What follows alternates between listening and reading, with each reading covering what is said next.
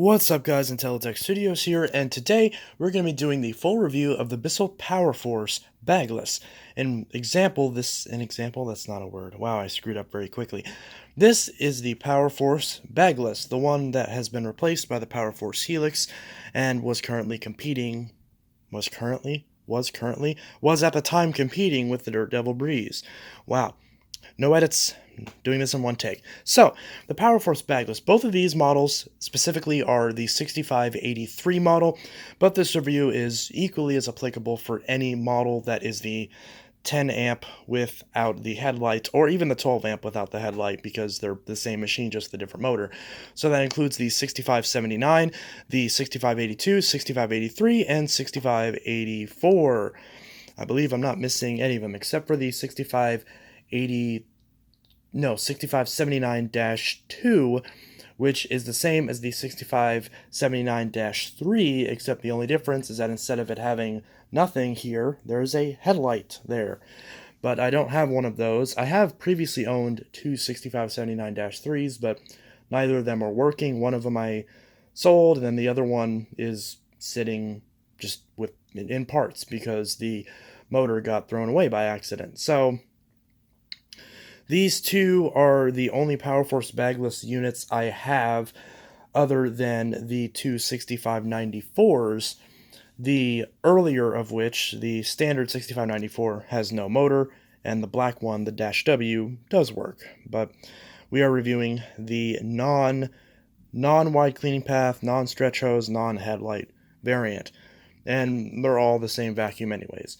So there's also the PowerForce Helix, which this particular model is actually, I believe this is the 8 amp version, but I also have the 10 amp version of this currently.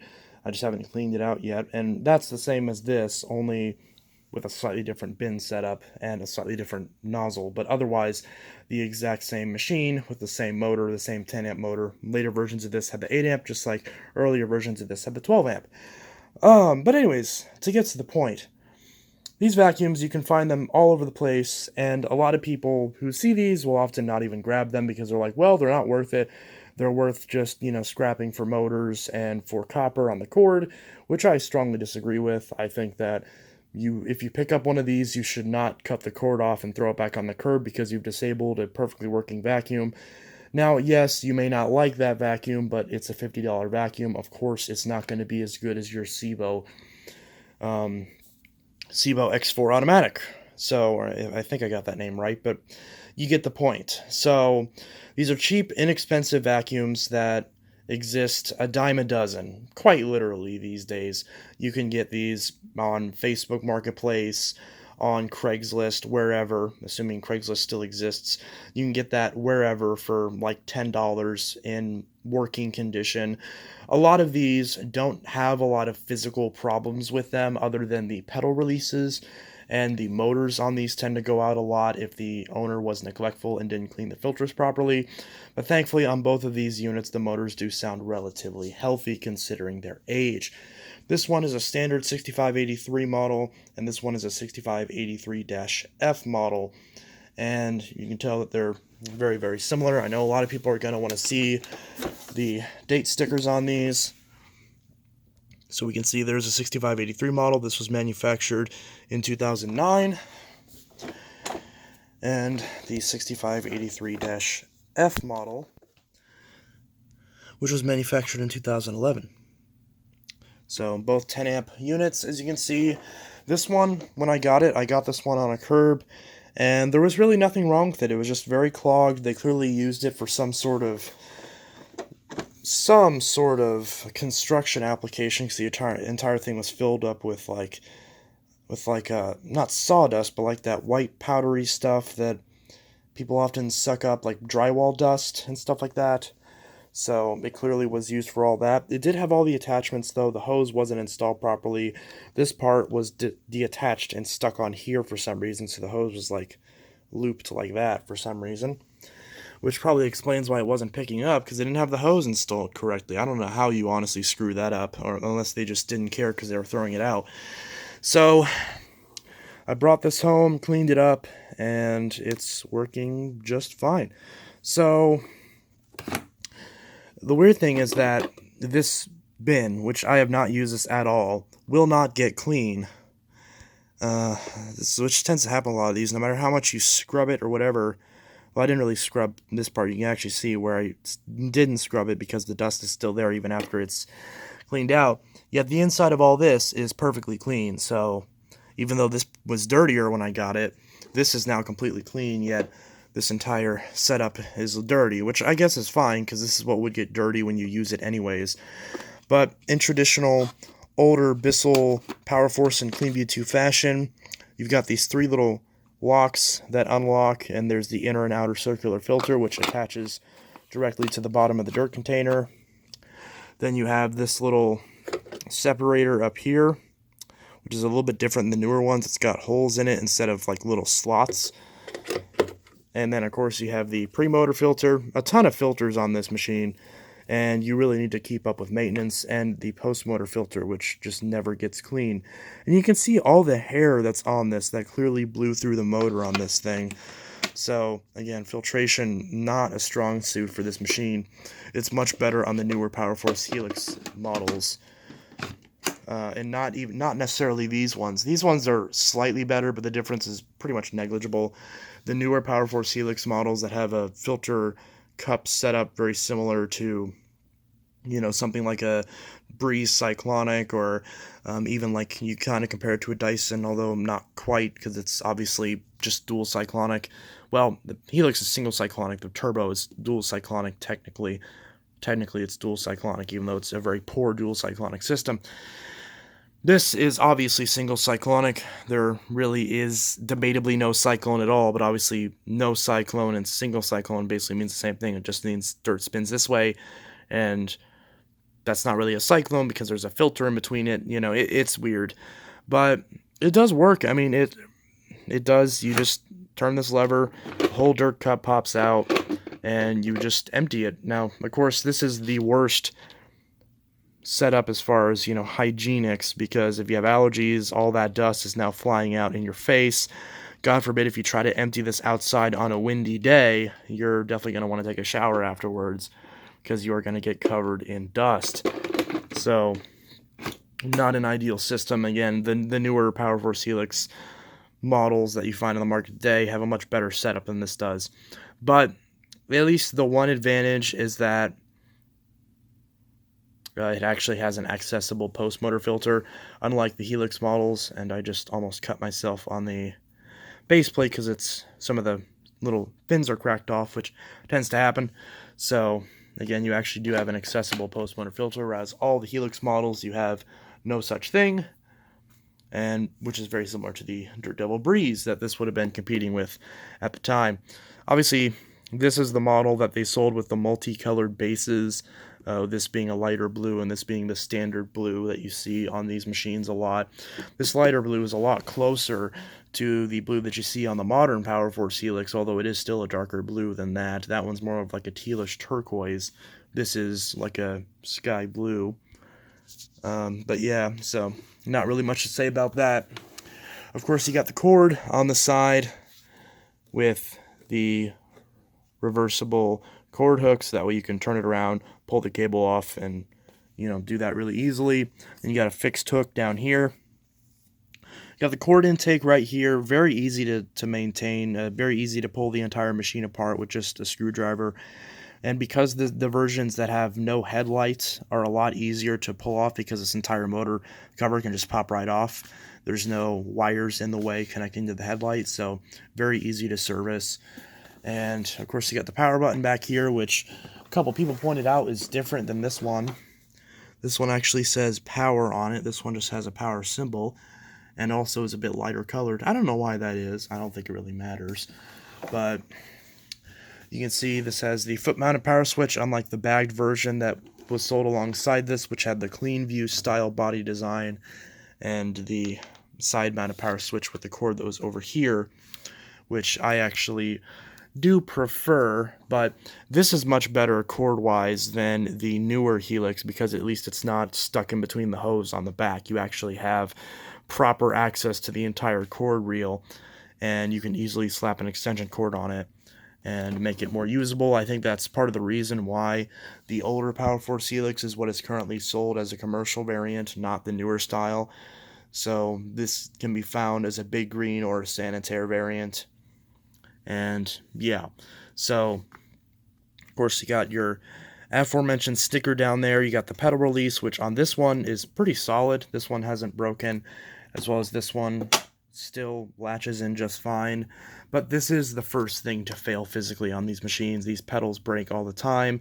The newer machines, the newer Helixes, or really just any of the Helix models are much better at this. The pedal's a lot more thick, a lot more robust, and you don't have to worry as much about it breaking.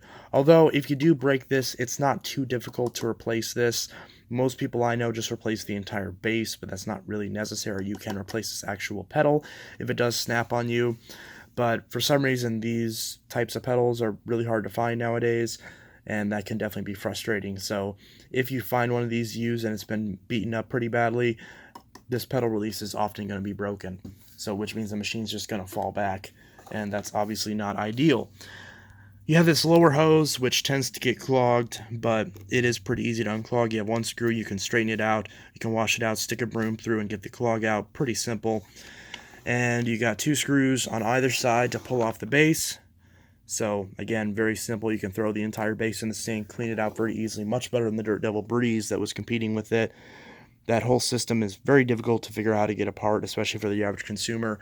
Any average consumer can figure this out as long as they put enough time into it and get this all cleaned out if they need to, because with how bad the filtration is on these machines, you're going to need to clean it out because it's going to get very dusty after not too long of use. Probably about a year of use is going to be covered in dust, and that just proves how bad the filtration is on these. Also, odors tend to cling to these very badly. This filter is very bad at holding bad odors, and both of these filters have bad odors in them. And replacing this filter is about, $10-15. So definitely not ideal, because they just tend to trap odors, which another thing that Bissell has fixed on the newer units. They've made it to where there's just a simple foam filter, and the dirt separation system before the filter is at least somewhat good enough to where that doesn't have odors trapped into it. It still gets hair and stuff on it all the time. It's just as bad as this filter, really, in terms of getting very large debris stuck to it, but at least it's easier to actually clean and restore, unlike this filter setup. Now, I find it ironic how this one actually has the much cleaner sort of dirt cup assembly, whereas the actual inside of it is much dirtier, mainly because I didn't really clean it out all that much. So obviously that would explain why that's pretty dirty. But you can see this one's a lot cleaner, but I didn't swap any of these parts. These are exactly what... In fact, I swapped no parts on any of these machines. All these machines still have their original filters, still have their original belts, still have their original brush rolls, just to kind of prove the point that with just a simple cleaning, you actually can get them back into decent working order, even if you don't necessarily replace the belt. Obviously, it's not going to clean the best without a new belt on it, but it does at least work. Obviously, I wouldn't sell these to a customer with bad belts on them or with stretched out belts on them, but when they're just in my collection, I don't really care. So you can also see that I replaced the hose on this with the one from the 6579-3, which the 6579 has a much better hose than the 6583 and similar models, because this sticks out like crazy. You can't line this up against the back of any sort of wall because it pushes the vacuum forward. It's very frustrating, and also this hose is much stiffer. You don't have nearly as much reach as you do on this hose, which you can tell just by looking at it. That barely sticks out any bit from the chassis, and this sticks out a whole lot. So this older style hose gives you a lot more reach, as well as it actually has an arc like this, so you actually can lean this flat up against a wall, and it's not going to push it out of the way like this one does, which I'm very annoyed about. And even though the display models of the newer units show this type of hose, they actually have that type of hose, which is very, very annoying. Sorry, almost hiccuped there. Which means that they advertise on the store display with the actual bent piece, but then when you actually buy it, it has this crappy hose. So I love that false advertising. So Not much else to say about these. If we look at the bottom of either of these, you can see we've got a brush roll. These both have their original brush rolls in them, as well as the original belts, which, again, not ideal. These are decade-old belts, probably. I seriously doubt the previous owner replaced the belts on these. But it does go to show that you actually can kind of get away with it in a pinch if you don't have the time or the money to buy a new belt. Not saying that I don't, just saying that even just simply cleaning out your vacuum makes the world of a difference, even if you don't give it an actual tune-up. You can see this one has a snapped peg right here, which is very common for these. These base plates get scuffed up and roughed up all the time. And you can also tell it's got that gray piece on the side of the brush where the belt goes, and black on this side. So again, you got to be careful with that. That'll get snagged on your carpet. Not ideal. I may actually swap this base plate from the one from my 6579, but if I remember correctly, it actually had the same issue, which means that'd be kind of pointless. And again, like, it's so weird. This one I cleaned out, and this one's dusty. I just recently cleaned it out, and this one I didn't. I cleaned it out a long time ago, and this is much cleaner. So it seems like on both of these, there's like, the part on one is very dirty, and the one part is very clean. So maybe I should just strip them both apart and put the clean ones all together. Then I'll have one really clean vacuum and then one used-looking vacuum. So, not much else to say about that. About either of these machines. Obviously, you don't want to pull it up by the base like this, like I'm doing, because that can snap the pedal release. But you have 5 height adjustments.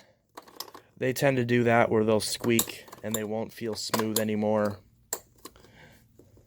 This one feels a lot better. Actually snaps into each position properly. So, and you can see low and high. Very difficult to see that. It's not marked very clearly. Most people can't even really notice that, and they'll often just leave it the way it is. And yeah, but this is high. If you couldn't hear me because of the squeaking, this is high. There's no squeegee on this. There's no brush roll shut off as expected for the price. So don't use this on your bare floors unless you don't care about actually picking anything up and you like to scratch your floors. So, but obviously most general consumers aren't going to be buying these. Mostly it's going to be collectors who are buying this, and obviously you're not really concerned about a lot of those things, but it still is decent. I know a lot of people prefer these to the newer styles. These are built a lot better, minus the handle release, but they are built a lot better. But cleaning performance is a little bit better, but not as good as the 6594s. You know, those ones clean a lot better, and even the 3522s do clean a lot better. These clean better than the Helixes, but the difference is negligible. Most people aren't going to notice the difference, if there even is a difference. I mean, really, any difference in cleaning performance could just be a discrepancy between the wear on the brushes, and because obviously the Helixes are going to be newer by default, and also just less wear and tear in general on the motor. So, with that in mind, let's go ahead and give one of these a run. Let's see, should we go light blue or dark blue? Let's go dark blue. So, give this a run real quick. I believe this one I did replace the attachments on it, since it did replace the hose as well. And if I didn't mention this before, I replaced the hose because the old one was really smelly, and I didn't feel like washing it, so I just replaced it. So, this one did have all the attachments though. So, and speaking of the attachments, so I mentioned the hose itself, but as far as the attachments, this extension one's a lot longer than it is on the newer Bissells, as is the crevice tool, the newer Helix. So the actual reach is a lot better than the newer Helixes. Also, you have the combination tool, which is pretty crappy, but it does the trick. You got a dusting brush side and an upholstery tool side. They're really both upholsteries. This brush is way too stiff for actual dusting, but one thing is that if you want an extra reach, you can actually put the crevice tool inside the combo tool, because there are 2 little slots inside of here where it fits in very snugly, and you can use it as an extension wand. Meaning that when you connect this, you actually can get a pretty decent amount of reach with this. If you have the hose attached to it, you can actually get a pretty decent amount of reach by default without having to do anything crazy to get that reach, like buying extra extension wands. So that's nice. The above floor cleaning experience on this is a lot better than the newer Helixes by a mile. Although I do kind of have mixed feelings on this combo tool. It's not great at all. It's a very poor quality tool, but it's better than the one that a lot of the Eurekas used to come with, and it is better. Well, I shouldn't say it's better. It's about the same as the current dusting brush that come with a lot of the machines. This does tend to get lost, though, because this caddy tends to wear out and the tool will just fall right off, so most of the time you get these tools are often missing. But we can see it just slides in just like that. And I always put it with the brush facing towards the left because that has more space. It's not butting up against the hose. So yeah, that's pretty much that. We'll go ahead and pull the cord off and do some vacuuming.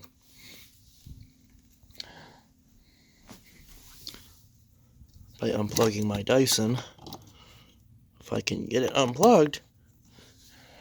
But yeah, so I've worked on a ton of these machines over the years, and if you take good care of them, they'll last a long time, but therein lies the problem. Most people don't take care of these. Obviously, this is not going to be the best machine on the market, but for the price that was paid for it, apparently I didn't put this handle on all the way. It's a little bit loose, which is also a problem. A lot of these have loose handles because people don't tighten the screws all the way. But it gets the job done. You could definitely do worse.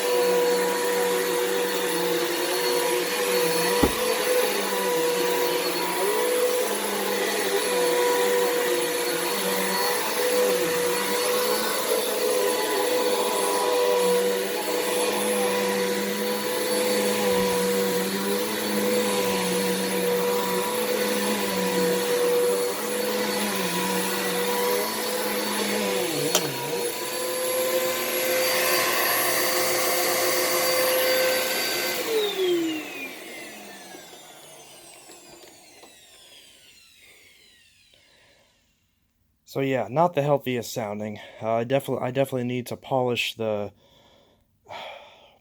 I forgot what the stupid term is, that the golden thing that spins inside the motor. I know VacLab does it, where he takes a little like sanding stone and will polish that up, and it'll sound a lot better. I need to do that. I haven't done that because I don't have one of those stones, but you can see with just the cleaning, it does sound a lot better than it did. But obviously it's not the healthiest sounding in the world. But I still say it's healthier than a lot of the other ones I've gotten because it is. So, since normally I would only run one of these if I have two examples, but since I know a lot of people are going to ask to see the Dash F running, I'll go ahead and do that as well. So, in a couple seconds, you'll see this one up and running.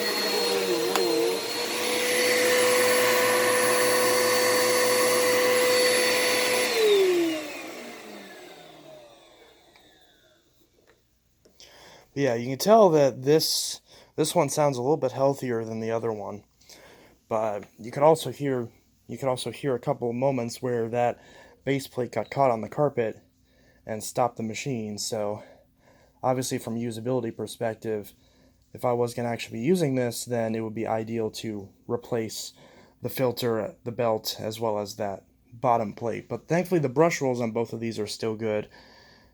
Thankfully, they don't have bad bearings like they're very, very prone to doing, these Bissells. So that's at least good. But yeah, so as often said in the previous videos that I've done, I prefer the bagged variants from this time frame, and even today I prefer the bagged variants. They're just going to be much better off for filtration, especially the older style bag ones, because you can add a HEPA filter to the exhaust and a HEPA bag, and even though the machine's on a sealed system, far from it, that at least does make it to where the air that's coming off of the machine is not nearly as bad as the bagless counterpart. One thing you can do is that with these machines, you can actually replace this filter grill with the one from the turbo and add the HEPA filter to it. But again, with how poor the filtration quality is on this, that makes very little difference.